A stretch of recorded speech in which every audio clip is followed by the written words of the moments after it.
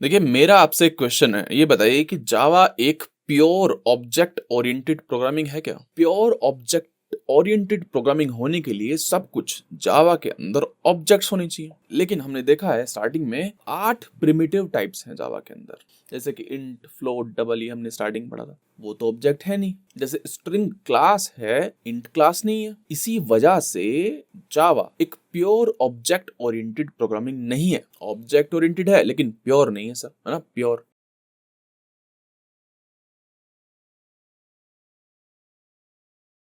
जैसे अगर मैं int a is equal to 1 लिखता हूं तो a डॉट करके कुछ भी नहीं आ रहा है, a से रिलेटेड मेथड्स नहीं है। समझ रहे हो? आप कहोगे आ तो रहा है, लेकिन देखिए ये मेथड्स एंड प्रॉपर्टीज नहीं है a की। ये इंटेलिजेंट बता रहा है कि आपको कुछ करवाना है क्या, जैसे कि रिटर्न करना है क्या, ऐसा कुछ, है ना। ये अलग चीज है। मैं क्या कहना चाह रहा हूँ, जैसे कि स्ट्रिंग str मान लेते हैं, एक स्ट्रिंग जैसे कि मान लेते हैं, विपुल लिखा मैंने। अब इसमें str डॉट करता हूं तो देख रहे हो इतने सारे मेथड्स आ रहे हैं, प्रॉपर्टीज आ रही है। str dot gate bytes, lower case, ये क्या मेथड्स है। देख रहे हो कितने सारे मेथड्स हैं। मेथड्स क्यों है? क्योंकि str जो है एक ऑब्जेक्ट है, लेकिन a क्या है? ऑब्जेक्ट नहीं है। क्यों ऑब्जेक्ट नहीं है? क्योंकि इंट क्या है? इंट क्लास नहीं है सर। इंट क्या है? Primitive data type. ओके ठीक है। जैसे कि float f is equal to 1.2f मान लेता हूं, तो f डॉट मैंने किया, कुछ भी नहीं आ रहा सर मेथड्स वगैरह। क्यों नहीं आ रहा? क्योंकि सर फ्लोट क्या है? कोई क्लास नहीं है, प्रिमिटिव डेटा टाइप है। लेकिन जावा के अंदर बहुत सारी सी चीज है जिसमें आपको ऑब्जेक्ट बनाना ही पड़ेगा सर। जैसे कि फ्यूचर में हम पढ़ेंगे कि सर लिस्ट है, list int is equal to A मान लेते हैं, is equal to new array list. मैं लिखना चाह रहा हूँ कुछ, आपको मतलब नहीं पता होगा, लेकिन एक सेकंड धैर्य रखे। यहाँ पे मैंने ये लिखा तो एरर आ रही है सर। कह रहा है type argument can not be of primitive type. देख रहे हो, यानी कि प्रिमिटिव टाइप को सपोर्ट ही नहीं कर रहा। यहाँ पे मैं कैपिटल इंटीजर लिखता हूं तो चल गया, कोई दिक्कत नहीं है ना। नाम कुछ और होगा, जैसे कि मान लेते लिस्ट मान लेते ना, क्योंकि एप ऑलरेडी यहाँ पे है, अब चल गया। कहने का मतलब है कि बहुत सारी चीज है जिसमें प्रिमिटिव डेटा टाइप काम नहीं करेगा सर। तो क्या काम करेगा? रैपर क्लासेस काम करेंगी। जैसे कि ये इंटीजर है, रैपर यानी कि सर रैप कर देंगी, प्रिमिटिव डेटा टाइप को रैप कर देंगी। ठीक है, चलिए int a is equal to 1, मैं integer b is equal to 1 भी लिख सकता हूं। देख रहे हो कोई एरर नहीं आई है।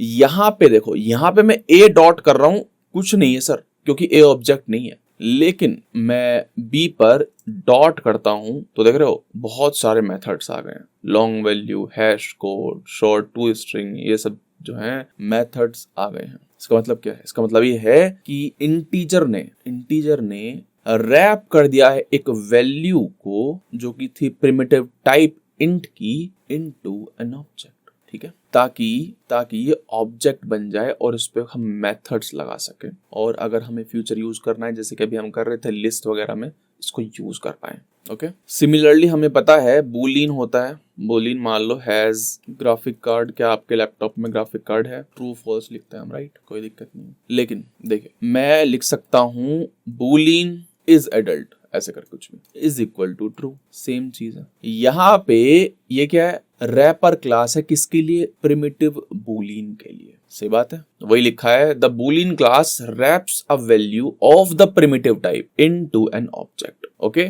फिर से सुनिए, int a is equal to 1 लिखा मैंने। a क्या है? प्रिमिटिव वेरिएबल है। ठीक है, कहाँ स्टोर होता है डेटा इसका? स्टैक में, हमने पढ़ा है। ठीक है, ये क्या है? इंटीजर b है। b क्या है? रेफरेंस वेरिएबल है। रेफरेंस वेरिएबल क्यों? क्योंकि इंटीजर एक क्लास है, क्लास का एक रेफरेंस वेरिएबल है।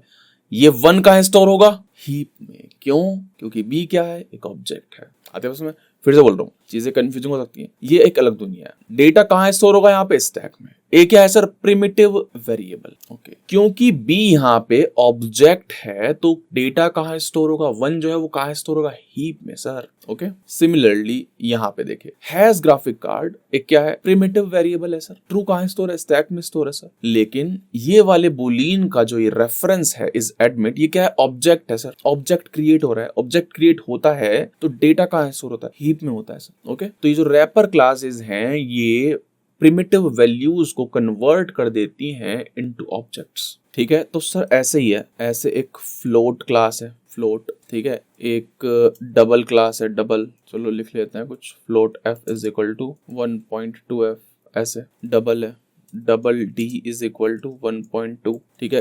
कैरेक्टर है, कैर की जगह कैरेक्टर है यहाँ पे, character c is equal to single quotes में c, ठीक है। ऐसे ही बाइट है, बाइट बी भी मान लेते हैं वेरिएबल का नाम, इज इक्वल टू 1। ऐसी शॉर्ट है कैपिटल में, short s is equal to 2।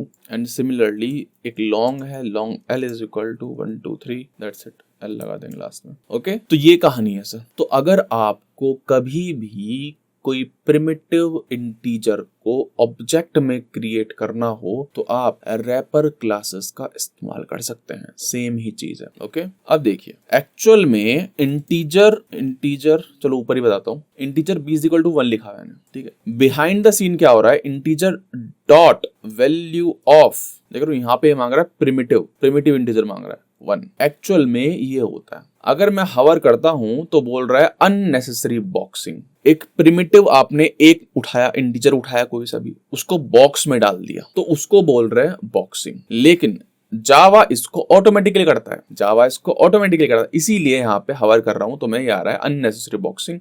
मैं इसको हटा भी दूंगा तो भी सेम ही काम होगा। इसको बोलते हैं ऑटो बॉक्सिंग, कि अपने आप ही वो प्रिमिटिव को कन्वर्ट कर दे रहा है इंटीजर में, इसकी जरूरत नहीं है integer dot value of. Okay, अगर ऑटो बॉक्सिंग नहीं होता तो हमें यही लिखना पड़ता बार बार, ऑब्वियसली सही चीज नहीं है। अरे सर एक वेरिएबल है एक, उसको लिखने के लिए इतनी बड़ी चीज लिखोगे इंटीजर डॉट वैल्यू ऑफ 1, बताओ। तो इसीलिए जावा ने कहा कि सर डायरेक्टली लिख दो, हम खुद कर देंगे, ऑटो बॉक्सिंग बोलते हैं इसको। ओके, अच्छा अनबॉक्सिंग क्या है फिर, b डॉट इंट वैल्यू, ये अनबॉक्सिंग है। तो मान लेते हैं इससे रिजल्ट क्या आएगा देख लेते हैं, primitive data type, alt enter करता हूं, देखो मैं लोकल वेरिएबल आ गया i, कोई सा भी हो सकता है ऑब्वियसली, c मान लीजिए, लोकल वेरिएबल आ गया है। डेटा टाइप क्या है, प्रिमिटिव डेटा टाइप है, ठीक है। c is equal to b dot int value. अब देखो इस पे हवर करूंगा, बोल रहा है अननेसेसरी अनबॉक्सिंग। सर इसकी भी जरूरत नहीं है, आप डायरेक्टली कर सकते हो, अगर आप ये भी लिख दोगे तब भी काम बन जाएगा। तो हमने देखा बॉक्सिंग क्या होता है, अनबॉक्सिंग क्या होता है, और ये ऑटोमेटिक हो जाता है, ठीक है। Auto boxing and auto unboxing, primitive variable को कन्वर्ट करना इनटू ऑब्जेक्ट, तो इसको बोलते हैं क्या,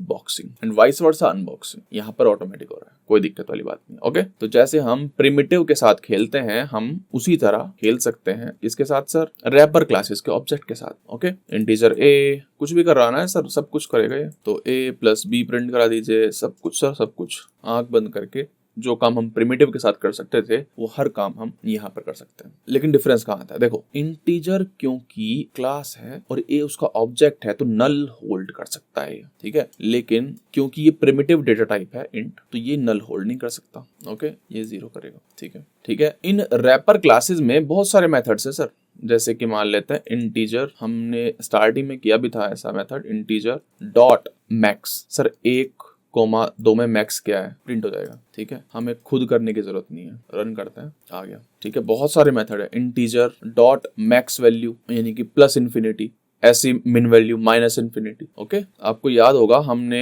integer dot to binary string किया था। जैसे मान लो आपको बाइनरी निकालनी नहीं आती किसी नंबर की, राइट, तो आप क्या करोगे, integer dot to binary string कर दोगे 10 को, 10 की बाइनरी आ जाएगी, देख रहे हो ये आ गया 10 की बाइनरी, ठीक है। ऐसे इंटीजर डॉट मिन है, इंटीजर डॉट मिन 1,2 में से मिनिमम कौन है, तो ये आ जाएगा, ठीक है।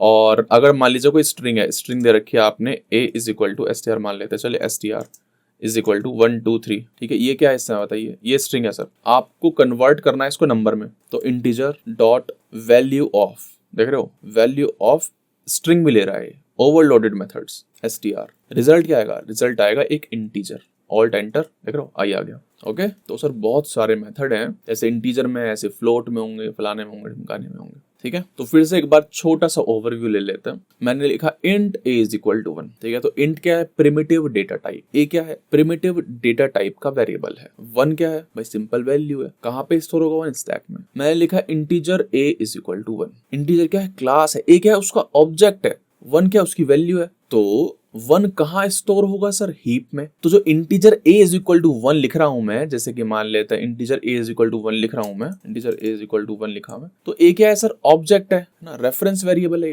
रेफरेंस रख रहा है, किसका रेफरेंस रख रहा है, 1 का रेफरेंस रख रहा है, समझ रहे हो, जो हीप में 1 रखा हुआ उसका एड्रेस है इसमें, ठीक है। पढ़ क्यों रहे? क्योंकि सर काफी सारी लिमिटेशंस आती हैं प्रिमिटिव डेटा टाइप में। एक लिमिटेशन हमने देखी थी अभी कि हम लिस्ट में प्रिमिटिव डेटा टाइप इस्तेमाल नहीं कर सकते। ओके, घबराने की जरूरत नहीं है, वीडियो देख ली अच्छी बात है, आपको इन्फॉर्मेशन मिल गई है कि हाँ ऐसा कुछ भी होता है। फ्यूचर में जब आप चीजें करोगे तो ऑटोमेटिकली क्लिक हो जाएंगे कि सर कहाँ पे क्या यूज करना है ना। टेंशन मत लीजिए कि यार ये और आ गया है ना, ये और पढ़ना पड़ रहा है, ऐसा नहीं होना चाहिए। मैंने आपको बता दिया है, आपको पता चल गया। जब फ्यूचर में आप यूज करोगे तो आपको पता चलेगा कि सर अच्छा यहाँ पे तो ये यूज होगा प्रिमिटिव वाला, अच्छा यहाँ पे तो रैपर क्लास यूज होगी। ओके, तो घबराइए मत। चलिए आपसे एक क्वेश्चन पूछ लिया जाए। यहाँ बताइए, मैंने एक क्लास बनाई है स्टूडेंट करके। ओके, उसमें एक फील्ड है, पब्लिक है वो, कोई दिक्कत नहीं है। उसका मैं एक ऑब्जेक्ट बना रहा हूँ। मैंने उसकी आईडी को एक सेट कर दिया है। एक फंक्शन है, ठीक है, एक फंक्शन है। ओके, उसमें क्या हो रहा है, उसमें एक स्टूडेंट पास किया जा रहा है, ठीक है। फिर एक नया स्टूडेंट बनाया जा रहा है। ओके, और उस स्टूडेंट की आईडी 2 है, ठीक है, ये अलग दुनिया है सर। एक नया स्टूडेंट बना के उसकी आईडी 2 सेट कर दी जा रही है। एंड देन यहाँ पे लिखा है a is equal to student, यानी कि जो आप यहां से स्टूडेंट बनाकर भेजेंगे फंक्शन में, ये जो आ रहा है उसको इक्वल कर दिया है स्टूडेंट, यानी कि ये नया वाला स्टूडेंट। ओके, बताइए इसका रिजल्ट क्या आएगा? ठीक है, सोचना, ये बहुत ज्यादा इंपॉर्टेंट क्वेश्चन है। ये पॉज करिए वीडियो को एंड सोचिए कि क्या आंसर आएगा। ठीक है, ऐसे ही नहीं कि चलो ठीक है पॉज नहीं करता हूं, मैं बहुत महान हूं, लेकिन ध्यान से, जो पॉज करेगा उसको फायदा होगा। ओके, आई होप आपने पॉज किया होगा और सोचा होगा इस बारे में। फिर से देखते हैं क्या हो रहा है। यहाँ पे ये स्टूडेंट क्या है, ये क्या है? ये सर रेफरेंस है एक ऑब्जेक्ट का, राइट? ठीक है, जब मैं किसी फंक्शन में किसी ऑब्जेक्ट को भेजता हूं, यानी कि किसी रेफरेंस को भेज रहा हूं, राइट, एक तरह से किसी एड्रेस को भेज रहा हूं। और मैंने आपको बताया था जब हम किसी फंक्शन में भेजते हैं तो उसकी वैल्यू कॉपी हो जाती है नए वेरिएबल में। ओके, तो यहाँ पे स्टूडेंट क्या है, एक रेफरेंस वेरिएबल है जो कि एक मेमोरी लोकेशन को पॉइंट कर रहा है, एक स्टूडेंट को पॉइंट कर रहा है। ठीक है, ओके, तो यहाँ पे कुछ एड्रेस होगा, स्टूडेंट यानी कि कुछ एड्रेस, वो मैंने भेज दिया फंक्शन फन में। ठीक है, यहाँ पे क्या एक्सपेक्टेड है, यहाँ पे क्या है, एक रेफरेंस या एक्सपेक्टेड है स्टूडेंट टाइप का। तो ए भी अब उसी स्टूडेंट को पॉइंट कर रहा है जिस स्टूडेंट को ये स्टूडेंट वेरिएबल पॉइंट कर रहा था, राइट? यानी कि ये जो स्टूडेंट रेफरेंस है एंड ये ए रेफरेंस है, इसमें सेम एड्रेस पड़ा हुआ है ऑफ सेम स्टूडेंट। इसमें आती है बात। फॉर बेटर रीडेबिलिटी इसको एक्स कर लेते हैं। ठीक है, एक्स कर लेते हैं। चलिए, तो जो एक्स है इसमें भी सेम रेफरेंस पड़ा हुआ है और ए है उसमें भी सेम रेफरेंस पड़ा हुआ है। ठीक है सर, एक नया स्टूडेंट बनाया है, कोई दिक्कत नहीं है सर। एक न्यू मेमोरी लोकेशन पे एक नया स्टूडेंट बना दिया, उसकी आईडी 2 कर दिया मैंने, और फिर यहाँ पे लिख दिया ए इज इक्वल टू स्टूडेंट। अच्छा, और फिर देखना यहाँ पे, यानी कि ये स्टूडेंट जो है नया, उसकी आईडी 2 है। तो मेरा क्वेश्चन ये है आपसे कि जब मैं x.id प्रिंट कराऊंगा तो क्या 2 प्रिंट होगी या फिर एक ही प्रिंट होगी? बताइए, सोचिए, फिर से पोज कर सकते हो आप। एक नया स्टूडेंट मैंने क्रिएट किया और देख रहे हो a is equal to student का मतलब है कि जो स्टूडेंट रेफरेंस है वो पटक दिया जा रहा है a रेफरेंस में। समझ रहे हो बात को? यानी कि ए जो है अब किसी दूसरे स्टूडेंट को दूसरे स्टूडेंट को पॉइंट कर रहा है, लेकिन सर एक्स तो उसी पुराने वाले स्टूडेंट को ही पॉइंट कर रहा है। तो x.id जो है वो तो 1 ही रहेगी, वो चेंज नहीं होगी। ठीक है सर, अब देखिए मैं एक चीज और करता हूँ। एक नया स्टूडेंट ना क्रिएट करके मैं देखो पता क्या करूंगा, यहाँ पे मैं लिखूंगा a.id इज इक्वल टू 2। अब देख रहे हो, अब मैं ए पे जो स्टूडेंट रखा है उसको एक्सेस कर रहा हूं, उसकी आईडी को एक्सेस कर रहा हूं और 2 डाल दे रहा हूं। समझ रहे हो? अब ऑब्जेक्ट चेंज हो रहा है इस समय। उस समय क्या हो रहा था कि sir a is equal to, यानी कि वेरिएबल जो है किसको पॉइंट कर रहा है वही चेंज कर दिया, ऑब्जेक्ट थोड़ी चेंज हुआ है। लेकिन यहाँ पे ऑब्जेक्ट चेंज हो गया, तो अब प्रिंट करोगे अगर x.id भी चेंज हो गई होगी यहाँ पे, तो 2 आंसर आएगा। देख रहे हो? ठीक है, एकदम से ध्यान में आ गया इसलिए मैंने आपको बता दिया ये। अब देखिए दूसरा एग्जाम्पल लेते हैं। अगर मैं integer a is equal to 1 करता हूँ यहाँ पे और एक फंक्शन बना लेते हैं इंटीजर, चलो ऊपर वाले को b मान लेते हैं, एंड यहाँ पे मैं a इज इक्वल टू 2 कर देता हूँ एंड SOUT यहाँ पे b लिख देता हूँ। ऐसे करके कब कर दूंगा, जब फंक्शन को कॉल कर दिया जाएगा एक बार ऐसे। ठीक है, तो सर बताइए आंसर क्या आएगा? ठीक है, b है। ठीक है सर, b भेज दिया मैंने। ठीक है सर, यानी कि b क्या है, एक मेमोरी लोकेशन को पॉइंट कर रहा है, एक रेफरेंस है इसमें, एक रेफरेंस है। अब ए में वही रेफरेंस है सेम, लेकिन अब मैंने ए में डाल दिया दूसरा रेफरेंस, इस 2 का रेफरेंस डाल दिया, समझ रहे हो। लेकिन बी तो सेम है, बी तो अब भी 1 को ही पॉइंट कर रहा है, तो यहाँ पर बी तो सेम ही रहेगा। तो अगर हम रन करते हैं तो अभी भी क्या है, बी 1 ही है। ओके, कभी ये सोचने लगो कि ये तो ऑब्जेक्ट है ना, तो चेंज हो जाएगा, है ना, ऐसा थोड़ी होता है। लॉजिक समझिए, लॉजिक बिहाइंड द सीन।